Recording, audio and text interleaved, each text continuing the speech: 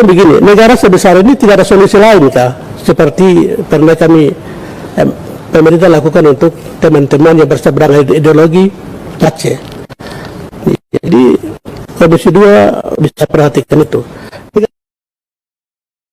Ya, baik. Shalom. Salam sejahtera untuk kita sekalian. Assalamualaikum warahmatullahi wabarakatuh.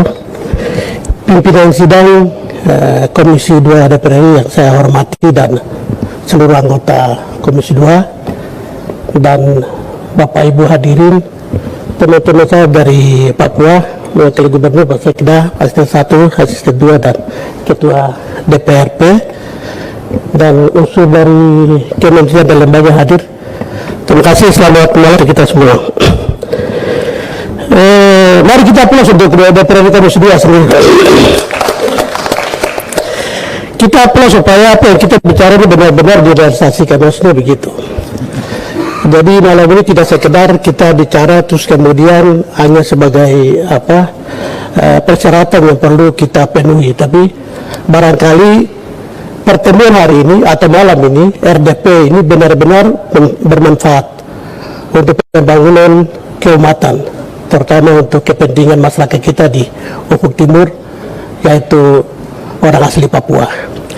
Pimpinan yang saya hormati dan Bapak Ibu sekalian, saya pimpinan dari Majelis Rakyat Papua, Ketua Majelis Rakyat Papua Timotius Murib, hendak menyampaikan pendapat dari Majelis Rakyat Papua sebagai lembaga representasi kultural orang Papua, di mana aspirasi disampaikan oleh masyarakat orang asli Papua di akar rumput terkait dengan rencana pemekaran RUU DOB 2 yang telah dibahas dan telah ditetapkan oleh DPR RI dan menjadi inisiatif DPR RI dalam rangka pembangunan kesejahteraan Merauke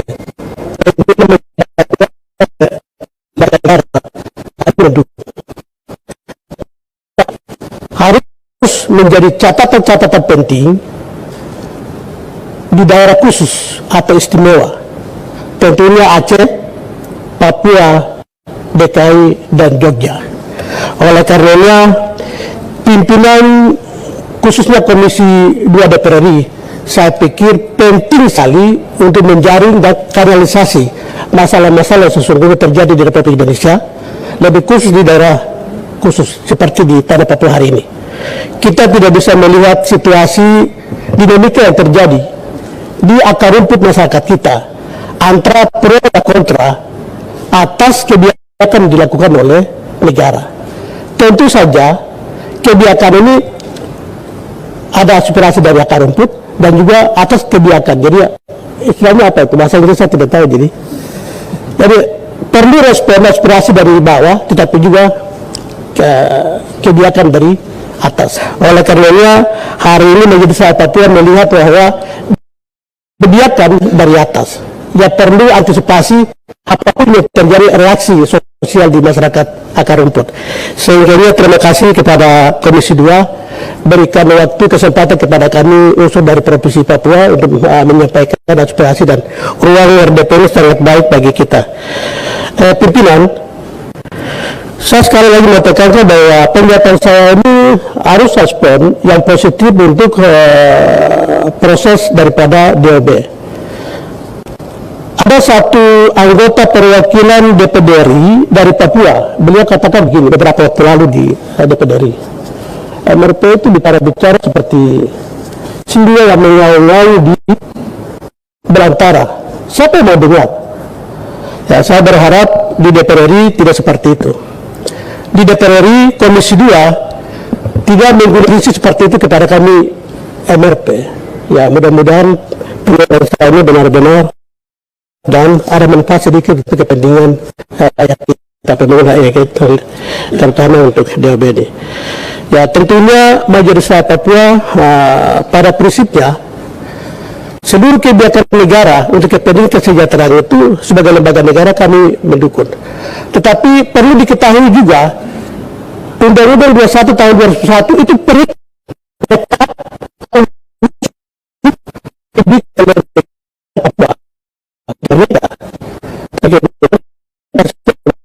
sebagai solusi.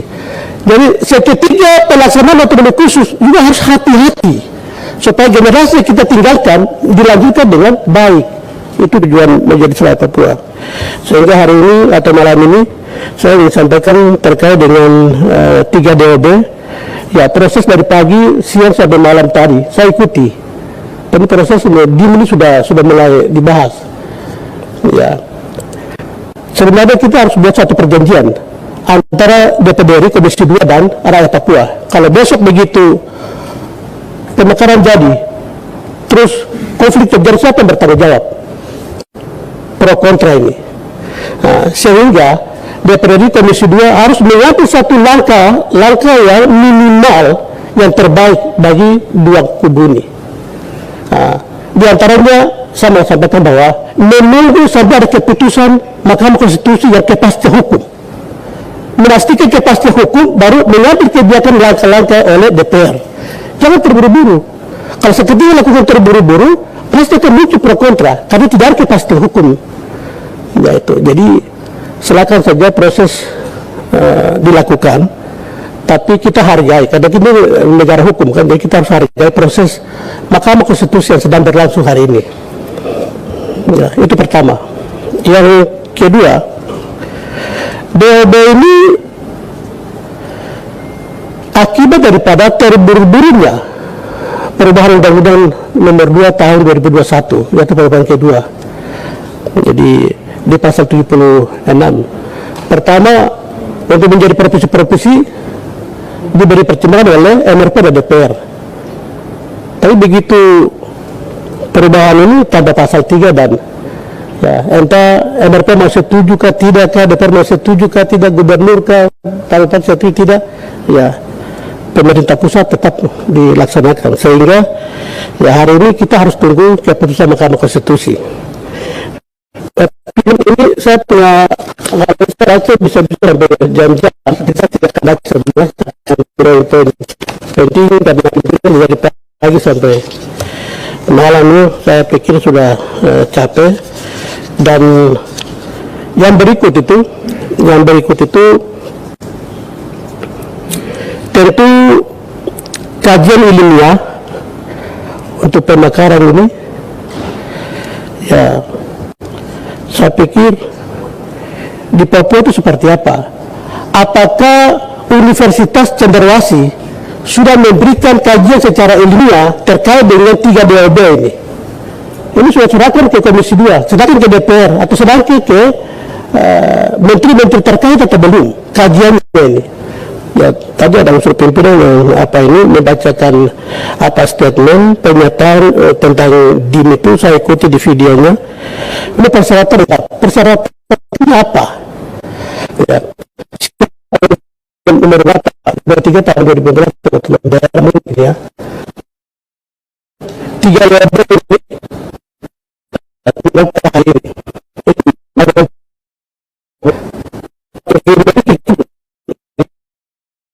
mana macam-macam begini kita harus lihat. Itu yang pertama. Kedua, PAD kita di Provinsi Papua itu zero all kecuali Timika karena ada Freeport. Terus besok setelah terjadi pemekaran seperti apa? Jangan jauh-jauh Pak pimpinan. Bupati Karangtengah dan Gubernur Karangtengah hari ini Papua Barat, Bapak yang terhormat Pak Arif bisa di YouTube. Beliau katakan bahwa biar pilih jelas di Papua Barat. Itu kota di Papua Barat. Ini ada video di masyarakat tuh. Ini 1 minggu lalu. Artinya ini sama di Provinsi Papua. Nah, jadi mohon perhatikan hal-hal seperti ini. Akan membebani negara. Kita masih moratorium, dan lain-lain. Jadi kajian ini seperti apa sehingga hari ini mungkin MRP yang bertahan untuk harus konsekuen dengan aturan yang benar-benar diatur di dalam Undang-Undang Negara Republik Indonesia. Jadi saya kira ini semua kita tidak menggunakan mekanisme hukum lalu kita menabrak semua ini perlu diperhatikan.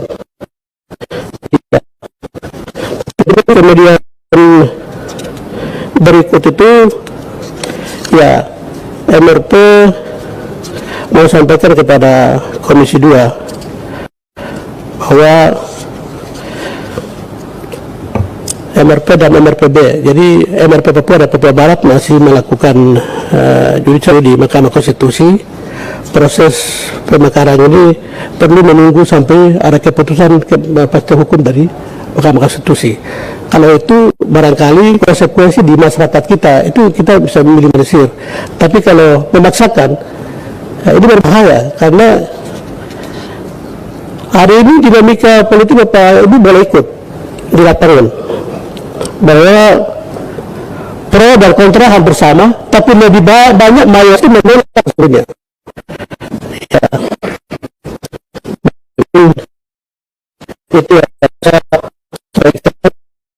sebenarnya ini ada 9 halaman yang perlu saya bacakan, tetapi saya tidak akan baca dokumen yang memang saya sudah siapkan dan serahkan ke pimpinan untuk nanti bisa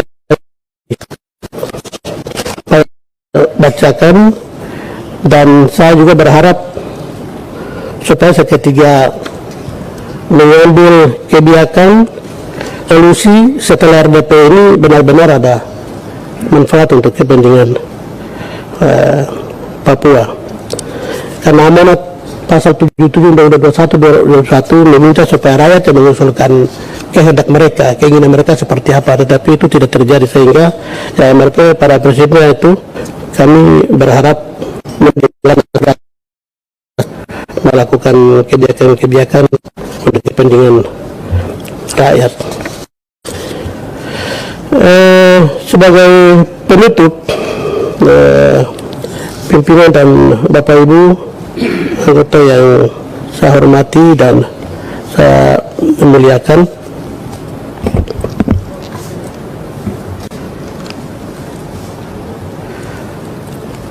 antara gubernur dengan MRP atau lain di Papua, kami tidak berseberangan. Tentu kita sama-sama. Pernyataan Bapak Gubernur untuk 7 provinsi itu tahun 2014, ya sesungguhnya kalau pemerintah berkehendak untuk membangun tanah Papua, sebaiknya pemekarannya 7 provinsi sesuai dengan wilayah adat. Itu yang dimaksud. Jadi bukan Pak Gubernur minta untuk pemekaran ini dengan cara-cara terburu-buru seperti ini. Yang ini juga saya lihat di DPR RI juga mungkin mengertinya beda. Tapi saya tidak tahu kalau Pak Gubernur sudah ketemu dengan Mendagri terus bicara seperti apa. Tapi itu mohon supaya pemekaran ini benar-benar mendatangkan manfaat bagi rakyat dan khususnya orang asli Papua. Banyak hal-hal yang mengkhawatirkan kalau seketika itu terjadi konflik. Nah itu penting. Karena ini di ruang DPR saya mau katakan ada satu catatan. Pemekaran ini bukan untuk kesejahteraan, tapi pemekaran ini untuk kepentingan bagaimana mempersempit ruang gerak daripada TPRPM atau KKB. Ini salah satu institusi, perwakilan dari institusi, kita sampaikan ke MRP. MRP paham, ini kebijakan negara. Saya bilang begini, negara sebesar ini tidak ada solusi lain kah? Seperti pernah kami pemerintah lakukan untuk teman-teman yang berseberangan ideologi Aceh. Jadi Komisi 2 bisa perhatikan itu. Catatan itu sangat baik sekali. Bagaimana menyelesaikan konflik Aceh dengan solusi yang terbaik, yaitu perjanjian. Jadi sekarang tidak ada tembak menembak, tidak ada orang yang dikejar-kejar di hutan. Tapi Papua, saya pikir negara yang besar ini juga punya solusi sama. Jadi harus bikin perjanjian atau dialog seperti itu, bukan dengan mendekatkan Polda, terus Kodam dekat-dekat, pasukan drop ke sana dekat-dekat semua. Ini saya pikir kebijakan yang keliru dan tidak sesuai dengan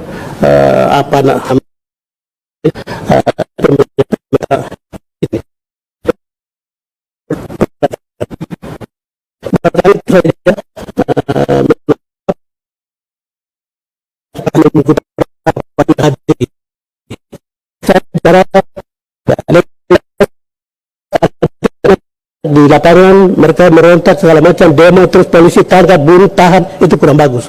Lebih baik kita dalam ruangan ini berkelahi untuk kepentingan pembangunan daripada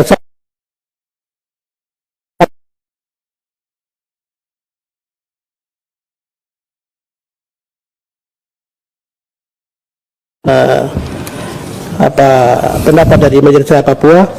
Saya akan menyerahkan ini sebelum kawan saya Ketua DPR menyampaikan itu. Terima kasih.